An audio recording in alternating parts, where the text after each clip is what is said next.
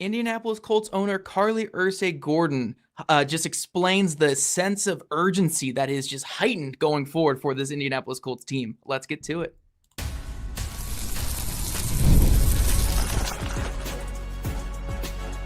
You are Locked On Colts, your daily Indianapolis Colts podcast. Part of the Locked On Podcast Network, your team every day.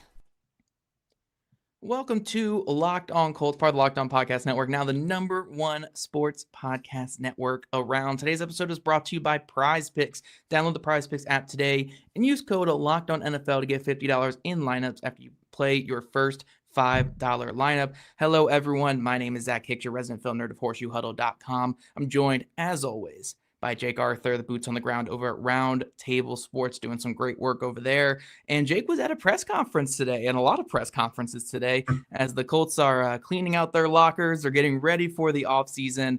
We heard from owner Carlie Irsay-Gordon today, and that's going to be the bulk of our episode, talking about her thoughts, her comments, and her reasoning for why Chris Ballard and Shane Steichen are getting at least one more go at this thing here in 2026. And then we'll spend a little bit at the end of the show talking about some of Shane Steichen's comments and some of the players' comments. There was one very notable player comment about his future going into next season, which we'll talk about in that final segment as well. But Jake, I'm going to open up the floor to you here just to start, where you were at this presser. You've been to hundreds and hundreds of pressers in your life at this point doing this job. So what was your overall takeaway from everything that transpired today when hearing Carlie Irsay-Gordon talk for, I think, only the second time in her time as the owner here? What was your kind of big takeaway today? Yeah, I thought she was pretty protective of making any like definitive or declarative statements for the most part. I because I do think she wants to keep her options open down the road. Like, I do think she's confident in why she brought back Shane and Chris. I think the organization is really holding firm to that first half of the season when the Colts were on top of the world, #1 team in the NFL. They were relatively healthy at the time. I think their gauge of where they are as a team is much closer to that version of them rather than the 0-7, landslide at the end.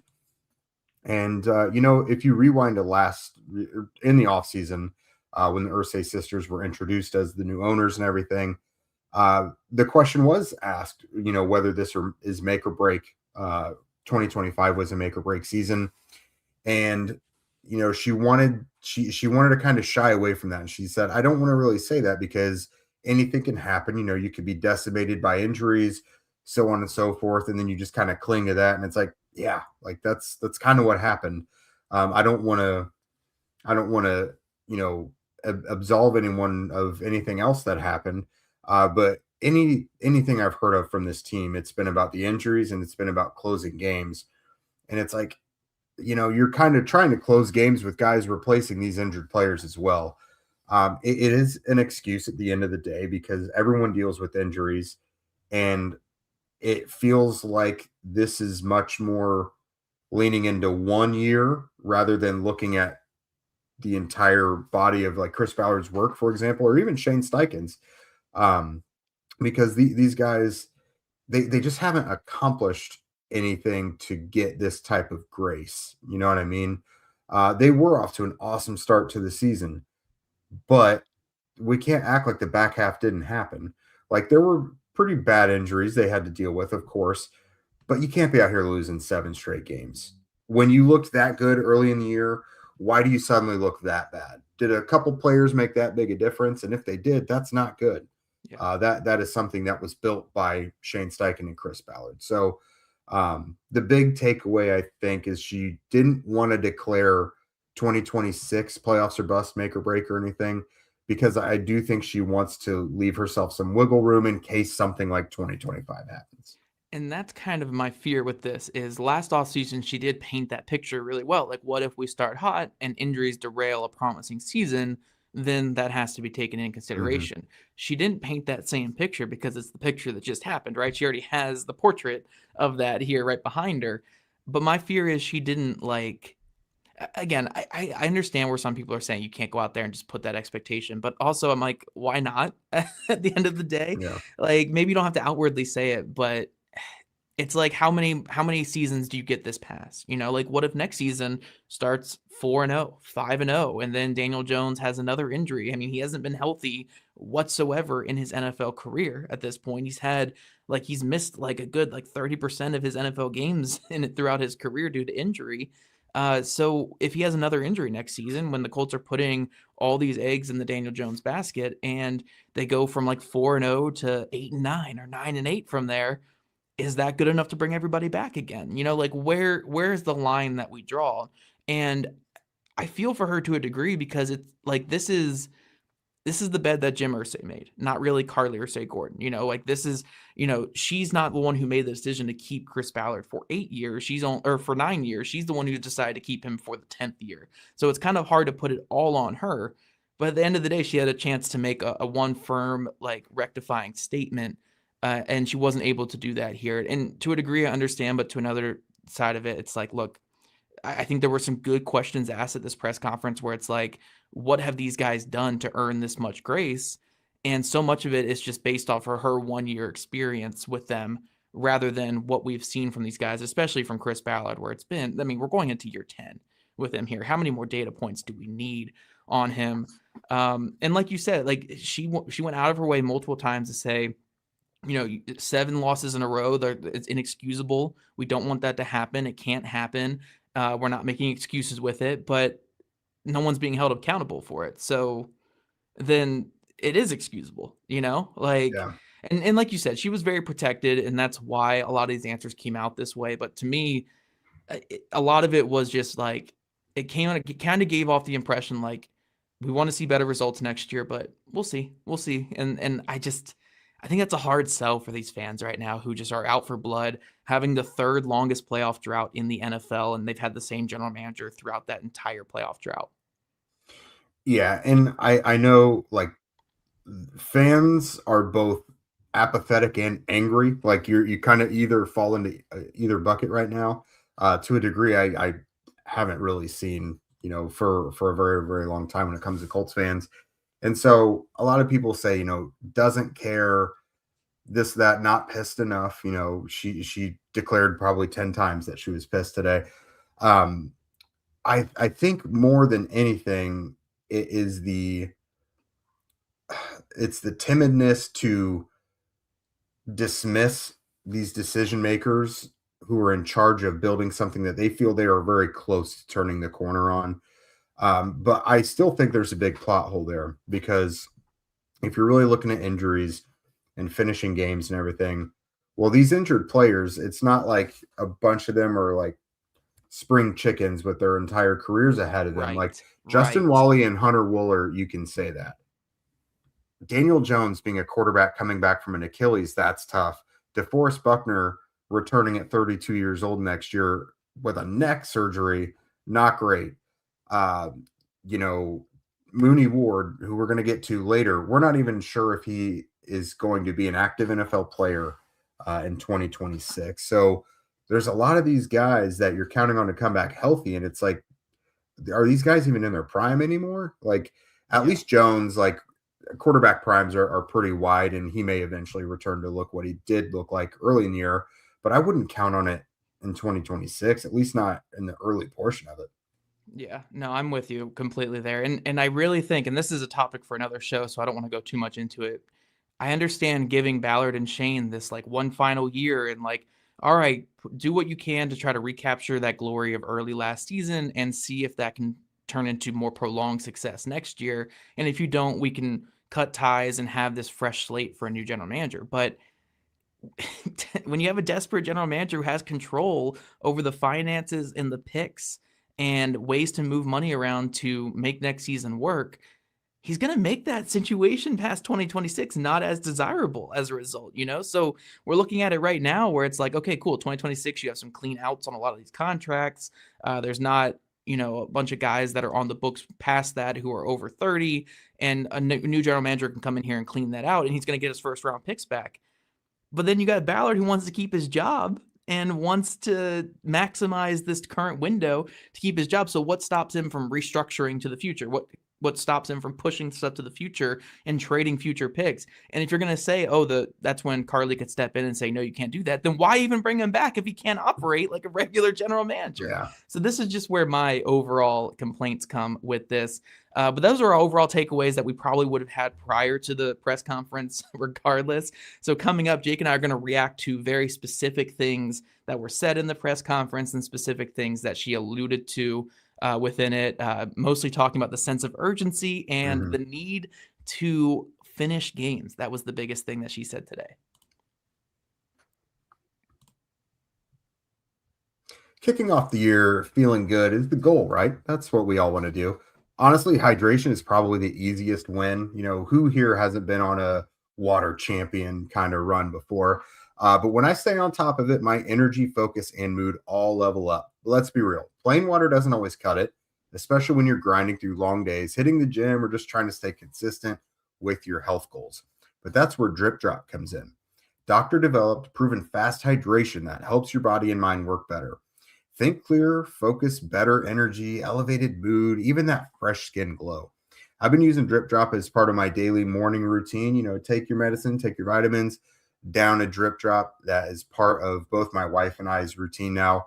My wife, you know, a month after having a baby, hydration is very much key, and she is very much into this new part of our mornings. Me, I'm partial to the peach and watermelon flavors. They have got really, really good ones. If you've got a good peach flavor, you peach heads know. If you got a good peach flavor, you got to lock into that one. But they've also got 16 original flavors and 8 zero sugar options to choose from. DripDrop's science-backed formula is trusted by firefighters, medical professionals, and over 90% of top college and pro teams, just because it hydrates you faster and more effectively than water alone. They have flexible subscription options, so you're never stuck without it, whether you're hitting the gym, juggling work, or just staying consistent with your goals. Right now, DripDrop is offering podcast listeners 20% off of your first order. Go to DripDrop.com and use promo code LOCKEDONNFL.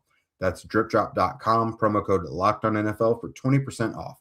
Stock up now at DripDrop.com and use promo code LOCKEDONNFL.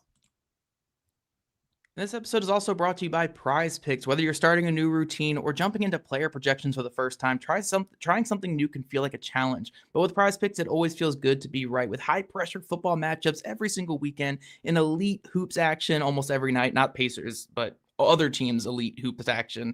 The action never slows down, and PrizePicks lets you stay in control. PrizePicks is the daily fantasy app that makes watching sports even more exciting by letting you build lineups based on player projections. No drafts, no waiting. Just pick more or less and play it your way. Getting started on PrizePicks is quick and simple. The app is super easy to navigate, and it made watching games just so much more engaging for me personally. I love the flexibility with options like Flex Play, where you can still get paid even if one pick misses. And the new early payouts feature is a game changer for someone who is panicky just like me. So download the PrizePicks app today and use code LOCKEDONNFL to get $50 in lineups after you play your first $5 lineup. That's code LOCKEDONNFL to get $50 in lineups after your first $5 lineup. PrizePicks, it's good to be right.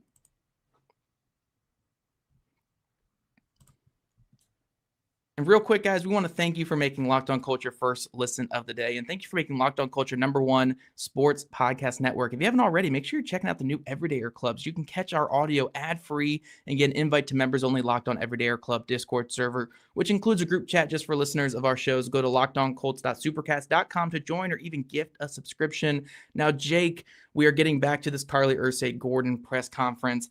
And I'm going to go a little bit rapid fire with you here. Not like super rapid fire, but like just to get your thoughts on these general takeaways I had. And then obviously we'll create a dialogue from there. But biggest thing here, her thesis, her just entire thing with this press conference was increased sense of urgency and finishing football games. What was kind of your takeaway when you were hearing that was the response to almost every single question. What was your takeaway with those two motifs, I guess, throughout her press conference? Yeah, I think she said the sense of urgency is higher now than it's ever been, essentially.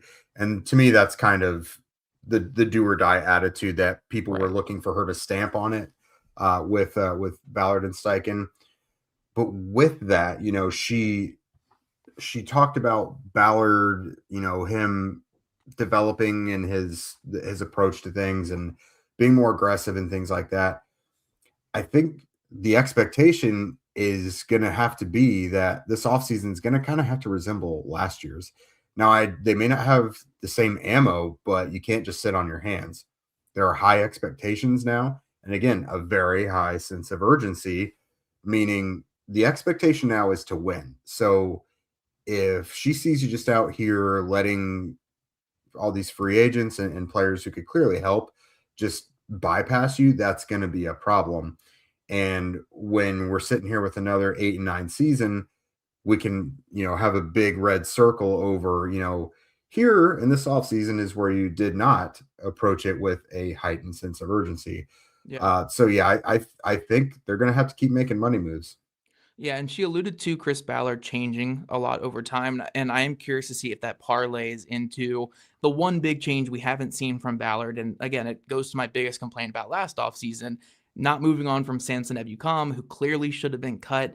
We have plenty of similar decisions to that this offseason, most notably with Michael Pittman Jr.'s contract, whether they can cut him or trade him. A couple of other ones that could be on the table as well, like Zaire Franklin, somewhat Kenny Moore. I know his contract's a little bit weird now. Grover Stewart technically could fall in that because they could save a lot of money by moving off that contract. So what do they do with those contracts? And does Chris Ballard grow more as a general manager?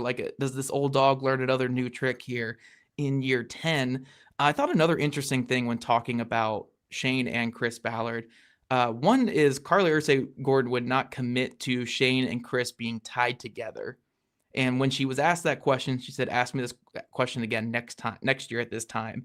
To me, and you can correct me if I'm wrong here, Jake, to me, that kind of gave a semblance of there is an avenue to where they keep Shane Steichen after this next season, but not Chris Ballard. I'm not saying it's a likely one, but I did kind of come away from this thinking that she likes Shane Steichen more than Chris Ballard. Another quote example here was when talking about Ballard and Shane back to back, she said Ballard has been able to change and adjust his approach over time. And then when talking about Shane, she said he's a really young and talented head coach.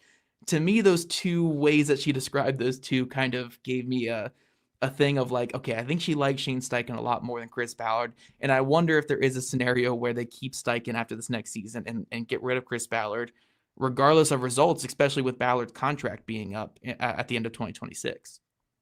Yeah, I think it's just a really difficult question to answer just because so many things can happen.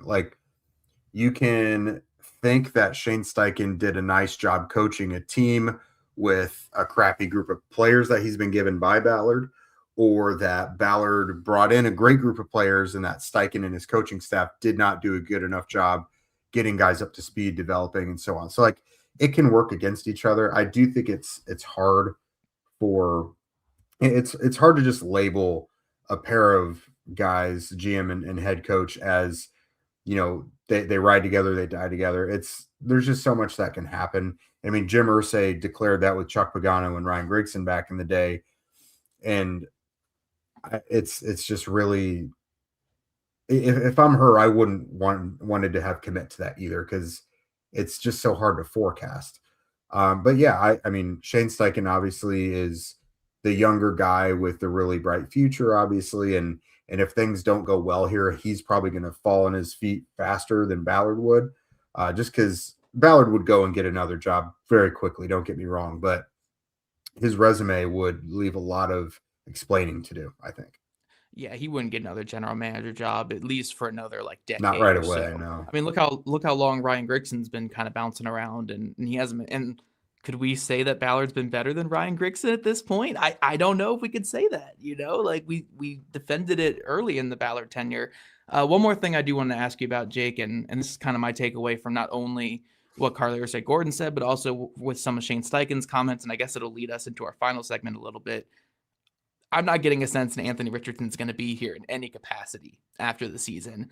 There was a lot of deflecting when asking about it. Shane Steichen said something like he's got to get healthy first, and then we'll evaluate the best situation for him from there. I didn't get any kind of semblance that he's going to be here after the season. But you're more media savvy than I am, Jake. What was kind of your takeaway with reading between the lines there? Well, yeah, there has always been mixed messages coming from this franchise when it comes to Anthony Richardson, whether intentional or not. I would be pretty surprised if he's there next year. I think they're putting their eggs in the Daniel Jones basket first and foremost. And so that alone, you're telling Anthony, if you're back, you're not starting. It's Daniel Jones again. But then you just saw Riley Leonard, who you have to have a big asterisk about the matchup against Houston because it was against, some backups and whatever. But like, how do you look at that performance? And even Jacksonville, I think he did some nice things when he came in against Jacksonville unexpectedly. So in those two performances that we've seen extensively for him, and especially if I'm the Colts and they just drafted him, I don't know that there's room for Anthony Richardson in 2026 for the role that he would probably deserve or want, because I'm sure he wants to compete to start next year wherever he's at. And at the very least, you got to give the guy the promise that he's the backup if he's not going to be the starter or something. You know what I mean? As long as he earns it, of course. There's shouldn't be any entitlement there. But I think the Colts view this as the Daniel Jones, Riley Leonard quarterback room next year. If they could get something for Richardson, like a 6th round pick or something, great. But if I'm Richardson, I don't think I want to be there either. Because like, what if something happens and Daniel Jones signs somewhere else? What, you want to be the consolation prize?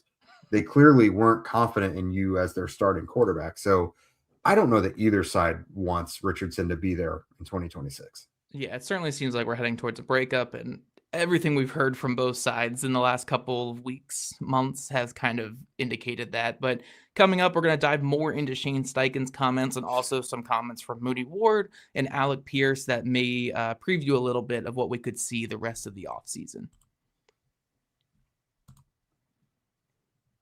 This episode is sponsored by Betterhelp. The new year doesn't require a new you, maybe just a less burdened you. We all carry things that weigh us down or hold us back, and therapy can help you identify what those things are by offering an unbiased perspective to better understand your relationships, motivations, and emotions.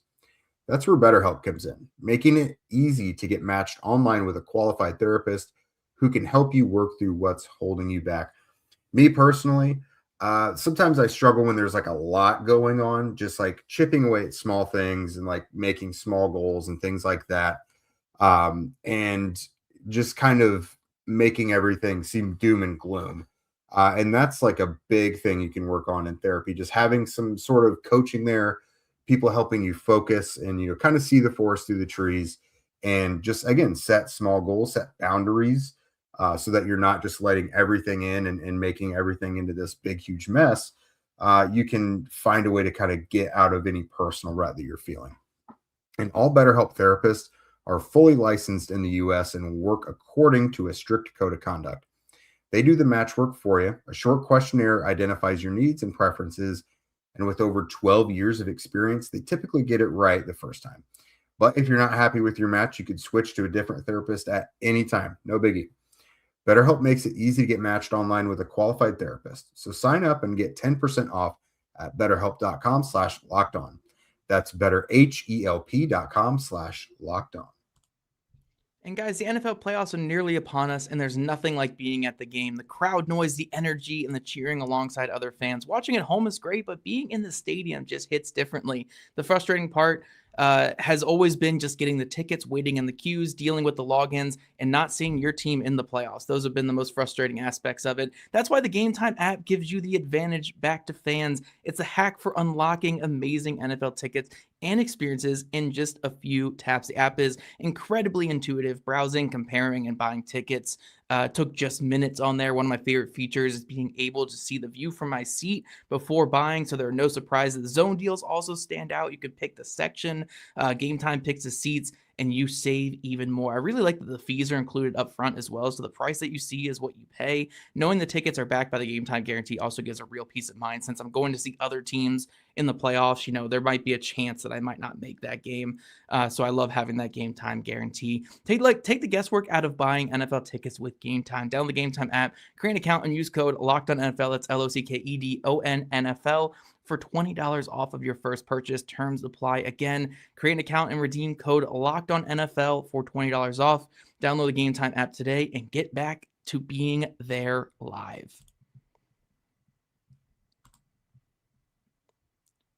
All right, Locked On Everydayers, we are back for a final time today. Jake, Arthur, and I are here talking all about these pressers, the locker cleanouts, and we save Shane and the players to the end because we typically don't get anything from Shane, and the players don't give us a ton either. We do have some notable things to talk about today, but overall, even Carlie being like a bit defensive is going to give us more than Shane Steichen ever would. But one thing that we did get from Shane today, Jake, was five separate mentions of the exact term "not good enough." And my only quip back, because I'm just a jerk like that, is clearly it's good enough if you keep coming back after every single year. But yeah, he went out of his way to say to multiple questions. It was like 4 different questions where he answered "not good enough." That's clearly what he wanted to get out there to the Colts media members that were in attendance today. Yeah, and the follow-up to that is kind of, okay, so what are you going to do about it? To which he responded that he's basically going to go into this self-reflective period and just kind of see how it comes out the other end, essentially. The darkness retreat, probably just staring at a wall all season. It's great. And I want to explain Shane Steichen to some people real quick, because I know the message gets stale and people hate hearing what he has to say a lot of time when things aren't going well. Shane is not a great communicator through the media, but please understand, dude is locked in when it comes to football. And I know there are some people who think he seems aloof or just like a broken record, which he is. There's been some mixed messages coming from him before, but it's not for lack of trying. Trust me that he is in the lab, so to speak, trying to figure out what's going wrong. And I do think they made some improvements last offseason. Because they were 0-7 to finish the year. Yes, they were. But guys, we cannot act like 8-2 didn't happen. Things were nice to start out the year. So I think the reality of this team is they're probably somewhere in the middle. They're probably not really an 8-9 team. They're probably more of a 10-7 team. You know what I mean? They weren't the 8-2 team that was going to finish 14-3, like we were declaring at one point, perhaps. But they're better than where they finished. I think if Ballard and Steichen truly work together, and Lou Anarumo, every important coach and decision maker on that team needs to be heard and listened to and have things done for them this offseason. Because Lou was given a million different corners and everything, but the whole cornerback room had to be remade. You and I screamed about the linebacker room, especially me. I complained about it every chance I got. I complained about linebackers throughout the offseason because it was so predictable. And then, look, it was such a weak link on the roster. It took them until midway through the year to unearth Jermaine Pratt, who, of course, had to be released by the Raiders and played for Lou Anarumo. It was the most obvious connection. But yeah, everyone needs to be they need to see what the issues are. We all see what the issues are. I think they probably paint things with rose-colored glasses a little too much. But everyone's got to be accurately self-reflective, I think. Yeah, no, I agree. Shane did have a couple comments today talking about the quarterback situation. Seemed to very much downplay the significance of an Achilles injury, which famous last words when it comes to this organization with Achilles injuries. He said that obviously have to do your research on it, but from what we've gathered in just a short amount of time, we obviously feel good about his rehab process going forward. Said everyone who's ever talked about an Achilles injury for half these guys not to actually come back to the NFL at any point, but we'll see. They want Daniel Jones back, much to the happiness of Daniel Jones' agent, I'm sure, hearing those words from Steichen today. It does appear, though, the Colts expect Jones to be back, and honestly, I'd say it's probably a 80 to 85% chance, unless a team comes in here and does what the Seahawks did with Darnold last offseason. I fully expect Jones to be back here. The question's going to be the dollar amount, but those were the couple things that Shane had to say about the quarterback situation. Any thoughts on those there, Jake? Yeah, I mean, everything seems to tie together to Daniel wanting to come back. He said he wants to come back. Everyone talks about it almost being a foregone conclusion that he's going to be back. That's their plan, is for him to be the starter. I did ask Carlie, I was like, now you said the heightened sense of urgency and you have to improve right now. Daniel Jones and Alec Pierce, free agents, kind of a big part of that. Are you confident they could be back? And she deferred that to Chris and that he's going to make the right decisions and everything. But if I'm Chris Ballard, I'm not trying to figure out the quarterback situation. I'm bringing back it may have a blown Achilles, but I'm bringing back the guy I know, because the other options out there, that would be an enormous swing at trying to fix this thing. And we know Chris wants to play it safe. And that means bringing back the guy they know. So real quick though, Jake, is there any point with his contract that you back out of that with the Achilles injury and with his injury history? Like, say it gets to 3 years, 35 to 40 million per year. What if it gets like to the Darnold contract, right? Do you stay in that? Do you go for it? I think because of the Achilles, I would go 2 years. But what if he wants 3 or else? And then you're left with Malik Willis or Riley Leonard as your. Well, then you have to. That's when negotiations go long, and you have to work in a bunch of clauses and injury, offset language and stuff like that. Why would he want that? He has options from the Vikings. The Vikings aren't going to do that. He's a realistic person, though. At the end of the day, I don't know that the Vikings may have been more in on him if not for the injury as well. Because look at their season. Right. JJ McCarthy banged up the whole time. Carson Wentz's shoulder exploded. Do you really want to put all your eggs in the Achilles guy's basket? Probably not. Kirk Cousins got how much guaranteed or whatever off his Achilles injury? Like 5 years, 180, but fully not guaranteed. From the Vikings. The Falcons might be looking for a quarterback now after the Falcons are looking for a lot now. Yeah. One more thing though to talk about. 2 more things real quick that we'll get to. Alec Pierce talked a little bit about his upcoming free agency. Didn't really give us a ton there. He's going to let his agent handle it, but he did say that he'd love to be back, loves the city, said he'll talk to other guys who have hit free agency that he's close with throughout the process. But the most significant player aspect of this was, I think we had a report from Ian Rappaport like a month ago where he said, despite rumors and stuff, Mooney Ward expects to be back next year. Today, it did not feel like that. It felt very much, he said he's contemplating retirement. His dad wants him to retire. Had a couple other really worrying statements in there, like he bumped his head the other day and felt really dizzy from that, and said if he probably got one more concussion, he would call it there. I think he's going to retire. I think it's going to happen here pretty soon. That seemed like a guy who had already kind of made up his mind. And again, if you're at the point where you're like, okay, one more concussion, I retire, you're pretty much there, man. Like, you have one foot out the door. I think it would be best for both sides just for him to step away and retire, best for his own physical health as well. And for anyone curious, unless the Colts go hard after a signing bonus, which they've never done in their time as a franchise, so maybe Carlie's just a ruthless business owner, but I doubt it.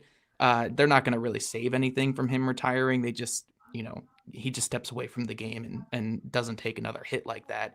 But I ultimately expect him to retire after everything that he said today.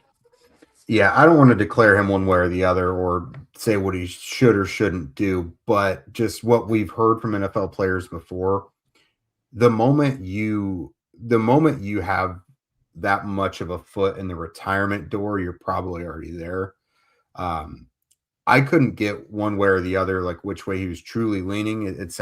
He did say he wants to figure it out as soon as possible and talk it over with his family. Again, his father already wants him to retire, but I don't think he wants to do it just because his dad said he did. But right. Yeah, he said if he gets another concussion, he'll probably retire.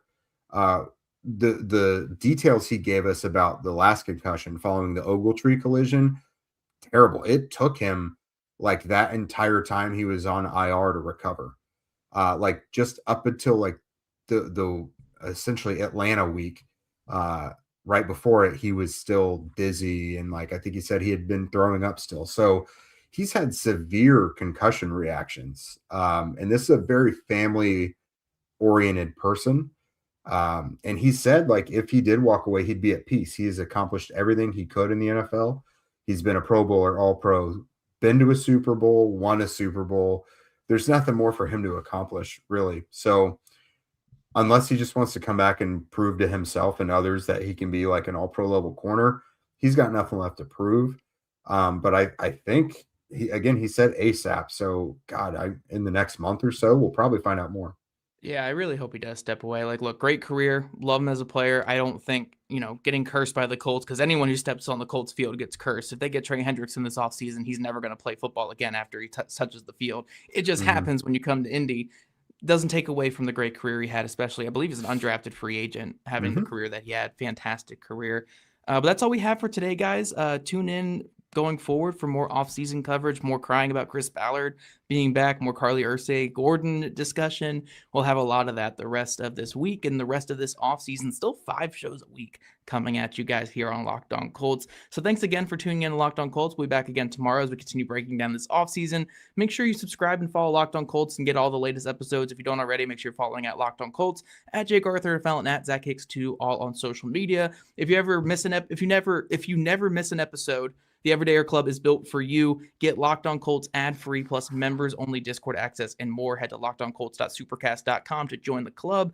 And for those of you on video, we're going to send you over to the first ever 24/7 National NBA YouTube channel. On audio, make sure that you make your next listen the Locked On NFL podcast. Thanks again, guys. Have a nice day, and we'll catch you guys back here tomorrow afternoon.